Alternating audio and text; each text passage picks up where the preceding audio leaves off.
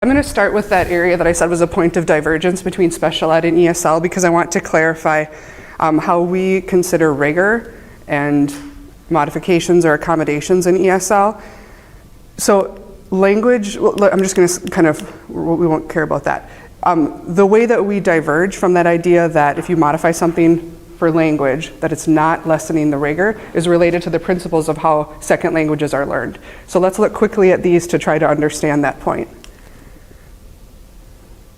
So what you know in your first language informs how you learn and what you'll learn in your second language, especially when we're talking about learning academic language and school language. How much formal instructional language you have in your first language informs that greatly. So students who come maybe as older learners, adult learners, with no formal education or schooling in their first language have a much harder time learning formal language of school, before they graduate. Versus a student who's gone to school up until middle school in Mexico City and they move here in 9th grade, well, they have all this content and L1 knowledge to draw from when they're learning English. Every learner is unique. How we learn a language has to be in context. Learning another language is an asset, and this is really connected to that idea of rigor. So if we're going to value the knowledge students bring to a classroom, and accept that the way they'll represent that knowledge will have to look different because of this value that we have for the L1 that they have in their development in that language. If we're going to accept that as an asset, we really believe that, then we have to believe that the way they express their knowledge is just as rigorous for where they are developmentally, linguistically. So it's not a cognitive delay to be a second language learner. There's just a linguistic need compared to whatever the standard is in that grade. Whatever we do needs to be scaffolded. And again, this point of cognitive ability and linguistic ability are different. Okay, I'm going to stop there and let you ask questions, because that was a whole lot of second language acquisition theory in about 90 seconds. Yeah, Shirley? First one, L1 informs L2 development. Mm-hmm. It means that there's influence there. Absolutely, right, absolutely. So what you know about your first language and what you're able to do in your first language affects the way you learn another language. So adult learners, for instance, have an advantage if they've had some formal education, because maybe as adult learners we have metacognition, we have awareness about making flashcards, we have awareness of certain content that we know in our first language that we can make very explicit parallels to. If you don't have that academic connection in your first language, it'll be much more difficult. You may have a lot of other knowledge, but it's just not quite valued by the standards in education. So that means that immersion is good to start from when they are very, very young, because they did not want to ask about, why is this sentence happening this way? Yeah, so generally, right, languages are most effectively learned, in tandem at a younger age, but there are still advantages adults have that younger learners don't, such as like this metacognition about processes and things.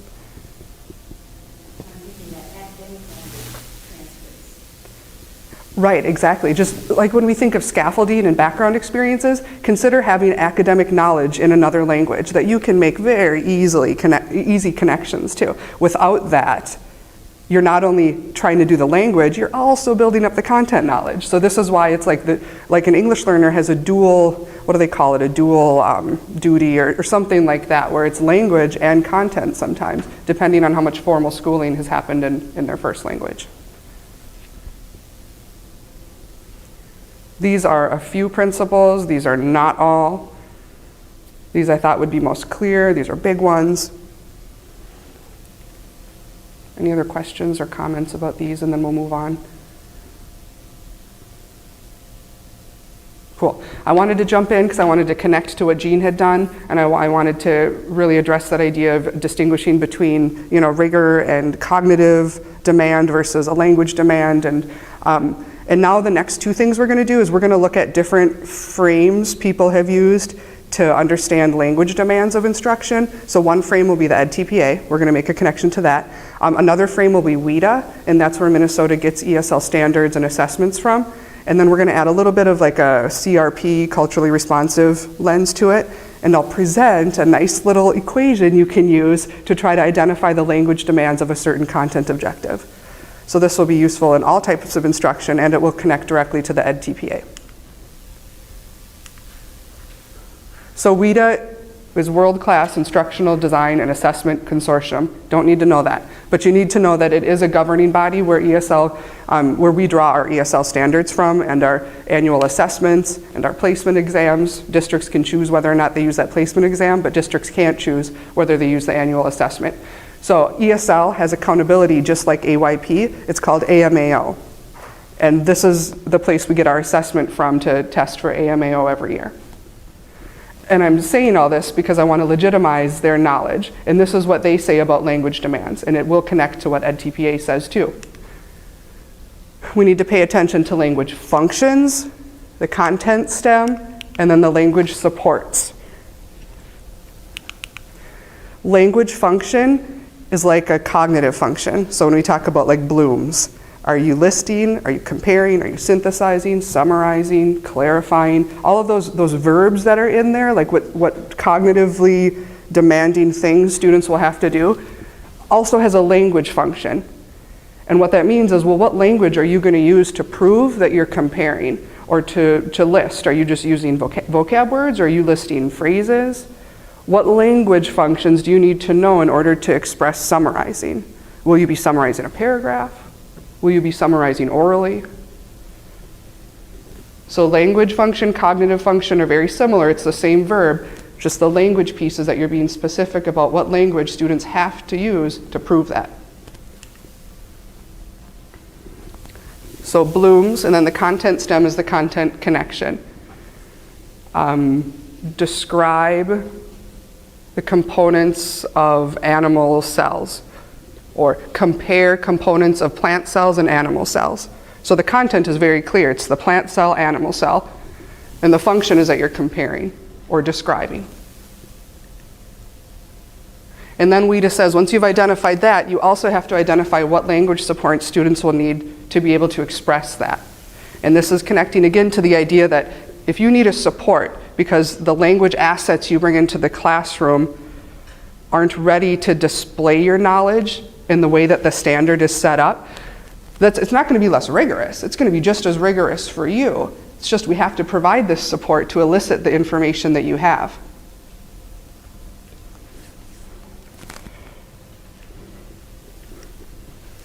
So hold that for a moment, that there's some sort of cognitive function that's represented with language. It will connect to the content standard, and we somehow have to support it or scaffold it. This is what the EdTPA says. This is on all of the handbooks. I just referenced the literacy handbook in case you wanted to find the exact reference. So the EdTPA uses this language function, same thing. The learning task, and language demands, and language supports.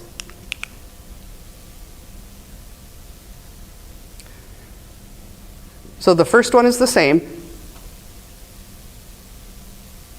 The second one isn't represented explicitly up here, but it's really the activity that students are going to do to prove it with the language. So when I said they're going to maybe summarize in a paragraph, so they're going to write a paragraph, well, what task is that? Is that a group task? Is it an individual task? So kind of getting at like the arrangement of students.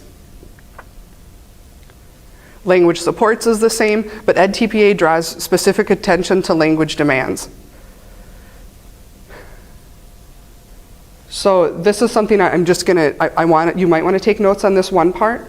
So when students identify the language demands for their instruction on the EdTPA, they have to identify specifically what vocab they're going to focus on, and then one other level of language.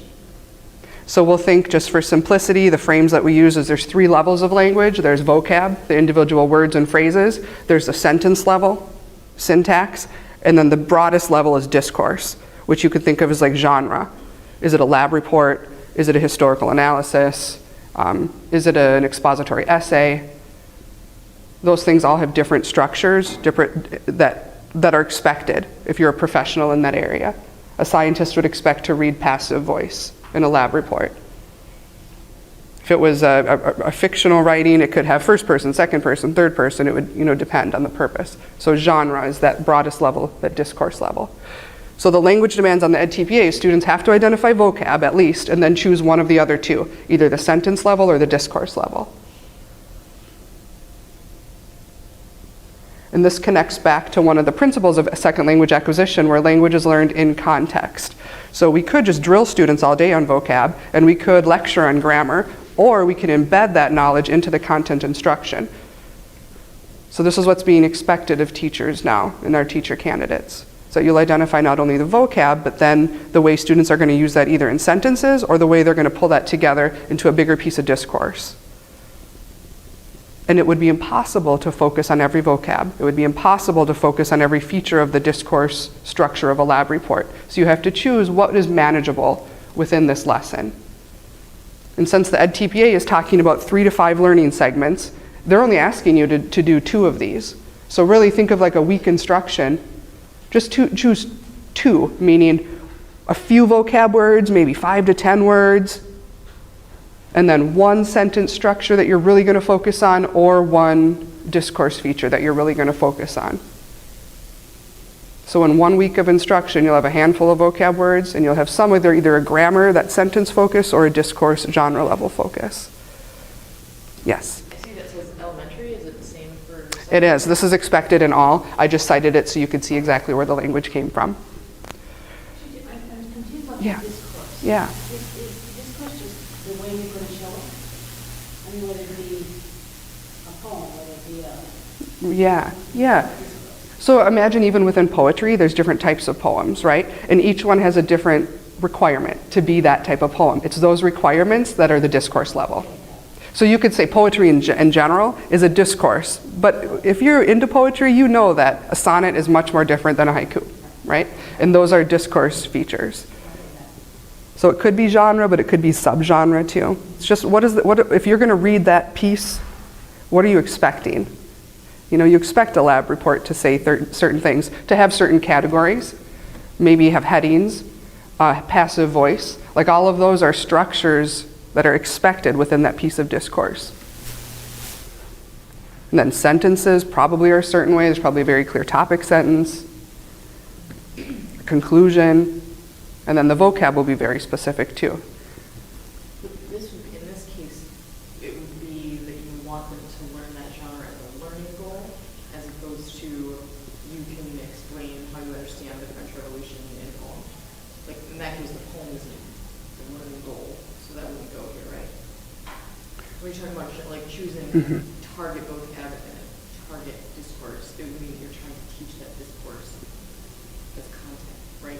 As opposed to You're making explicit the language needed to do that content. Does that help at all, or is that just I just mean as unclear? I could be doing a social studies class and decide Yep. we're all going to reflect on this film in poetry, but poetry isn't my point, so that might not make the best choice, or would it for this purpose? Well, is poetry a social studies standard? No, but if you're doing a cross-content project, maybe that would be fabulous. And then, you know what I mean? It would hit on ELA and social. Or maybe you're in ELA and you just happen to be using a social studies text that you're going to write a poem on, in which case poetry is part of the standards.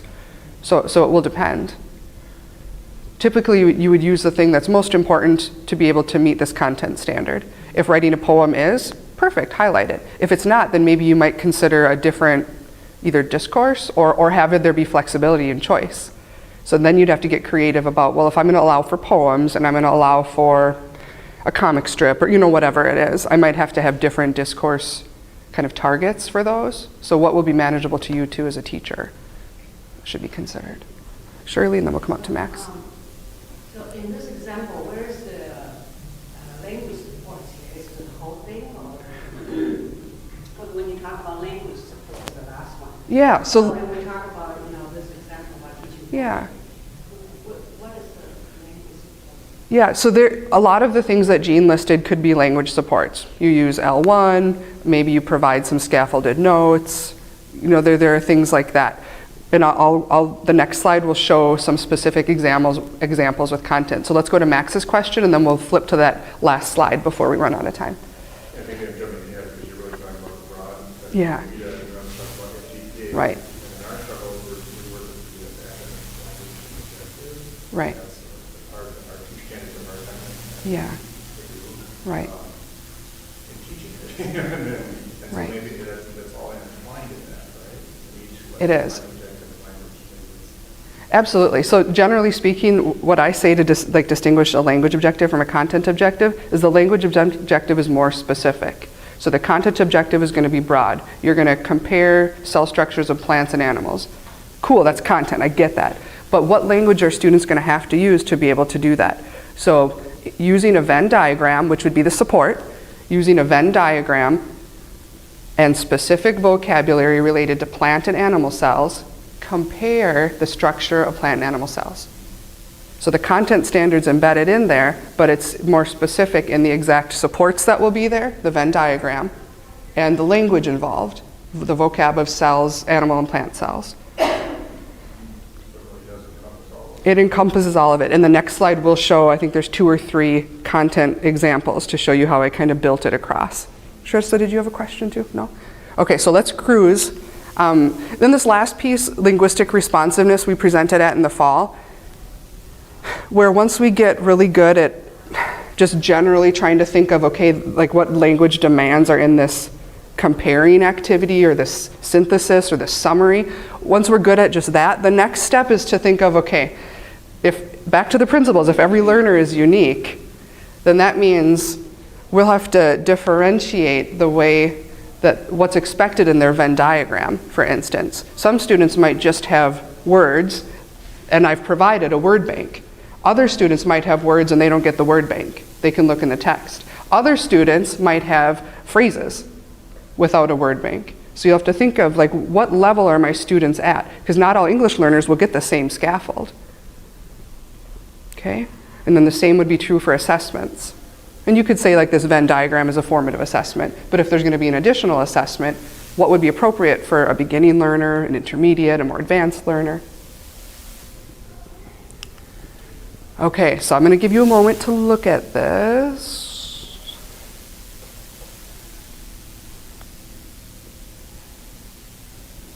If you wanted to see just what the content was, these columns here would be it.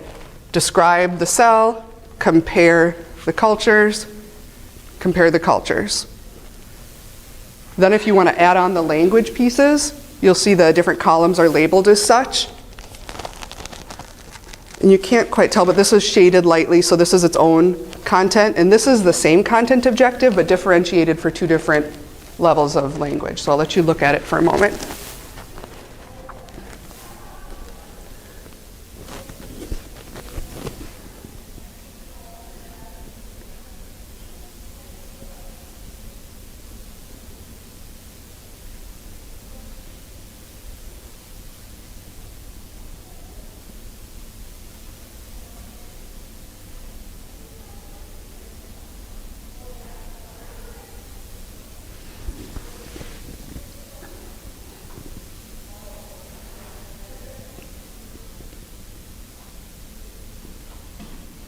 All right, what are you noticing? What are you thinking about?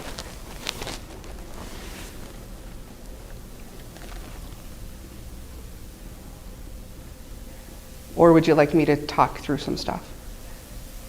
The level of content knowledge is the same, even though the language use is different. Yes, that's my argument. If the content is to compare elements of the cultures, those 2 middle columns, that's the same, it's happening. But we have to provide scaffolds because of different language levels. And if we really believe that multilingualism is an asset, then we can't say it's less rigorous necessarily. The linguistic demand is different because the level they're at linguistically is different, but the content demand is identical. So comparing 2 different cultures, this student here is a more beginning learner. They're going to use keywords, plug them in a Venn diagram. And I've articulated how that's differentiated. They're writing a list. I might even give a word bank. This learner is more advanced when they're comparing the cultures, so I'm going to expect them to not just find words, I'm going to the sentence level now, and I'm going to expect them to specifically use the phrases similar to and different from. And I might even have a chart, depending on where they are. If they're just kind of a lower intermediate or a high intermediate, I might even have a list of many phrases that show the language of comparing and the language of contrasting, and let them choose. So you have to choose 2 phrases from this sheet and 2 from this sheet to compare and contrast these cultures. I might even have a third level of students who are so advanced where I'm going to expect them to, instead of just writing maybe 4 isolated sentences, they're going to pull it together in a paragraph. So I'm going to expect them to have a topic sentence. I might even model that. Lakota and Ojibwe cultures are both similar and different. I might even give them that sentence. And then they have to embed their sentences and come up with a conclusion sentence. And that's an example of discourse, a paragraph of a structure, or structure of a paragraph.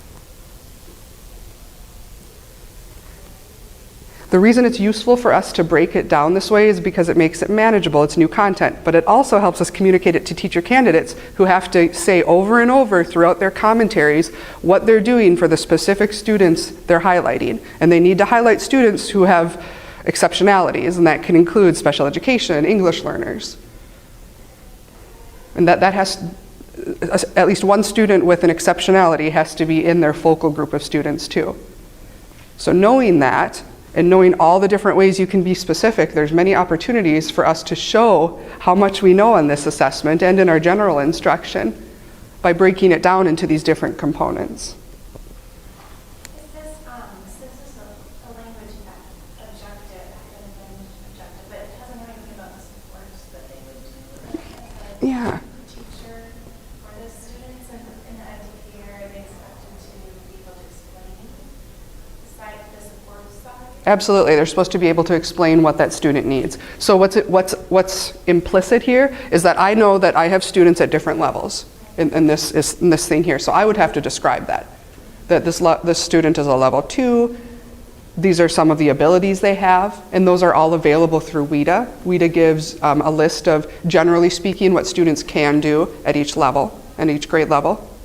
So if a student takes the test and scores a level 2 in 4th grade, you can go and look at, generally speaking, what I can expect of the student.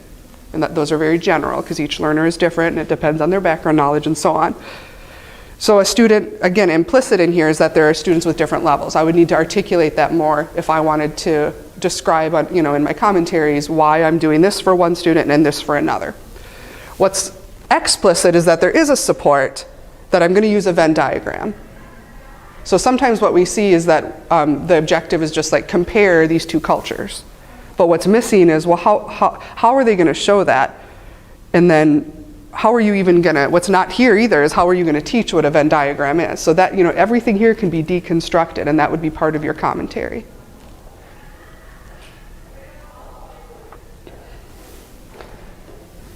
So if I have a special ed student in the Chinese course, I could use these 2 things. I mean, use the upper part for the special ed to accommodate, modify. And then for the other students, I use the bottom one. Yeah, so you're saying in level 2 and level 4? Yeah. Maybe. I don't want to say yes because I'd have to look at what that student can do. Right. So maybe this would be too easy for a level 4. Right. Maybe you'd expect them to write a paragraph Right. instead of just sentences. But I can have 2 different. yes, absolutely. Absolutely. Situations. Sometimes it won't be, I don't know.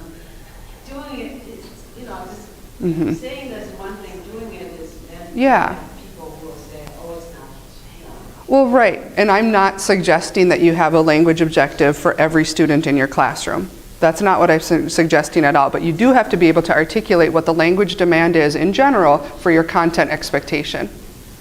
And then knowing your students, if you know that you have a group of beginners and a group that are more advanced, it just makes more sense to articulate it twice.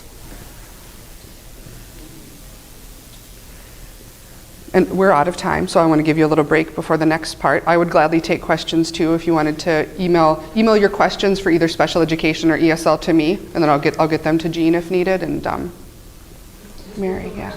What has ATPA in the past said about our students? and their- Yeah, so academic language is an area of growth. It's a focal area for us, which can mean a couple different things. We have to get better at doing it, or we have to get better at describing how we're doing it.